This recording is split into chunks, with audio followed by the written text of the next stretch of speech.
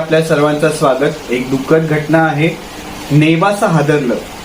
फर्निचरच्या गोदामाला भीषण आग लागली असून या आगीमध्ये तब्बल 5 जणांचा, खरं तर एकाच कुटुंबातील 5 जणांचा मृत्यू झाला आहे।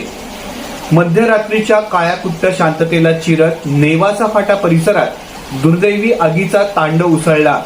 फर्निचरच्या गोदामाला लागलेल्या या आगीत एकाच कुटुंबातील दुर्दैवाने 5 जणांचा मृत्यू झाला। या मृतांमध्ये मयूर रासने, त्यांची पत्नी पायल रासने, त्यांची 2 चिमुकले अंश आणि चैतन्य, जे अनुक्रमे 10 आणि 6 वर्षांचे होते, तसेच त्यांच्या आजी सिंधुताई रासने, ज्यांचं वय 85 वर्ष होतं, यांचा मृत्यू झाला आहे। तर यश किरण रासने हे सुदैवाने बचावले असले तरी गंभीर जखमी आहेत। ही घटना साधारण 2च्या सुमारास घडली असून लाकडी फर्निचर, भुस्सा आणि फोममुळे आगीने क्षणात भीषण रूप घेतले होतं। पावसाची रिमझिम सुरू असतानाच घरात गाढ झोपेत असताना त्यांच्या कुटुंबाला सुटकेची संधीच मिळाली नाही।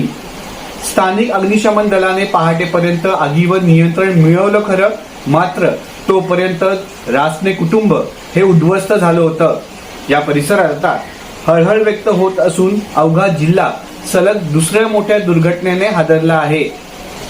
आपल्याला माहितीये की राहता तालुक्यात एका विहिरीमध्ये एकाच कुटुंबातील 5 जणांचा मृतदेह सापडला होता आणि आज नेवासा फाट्याजवळ या भीषण आगीत एकाच कुटुंबातील 5 दिवे विझले।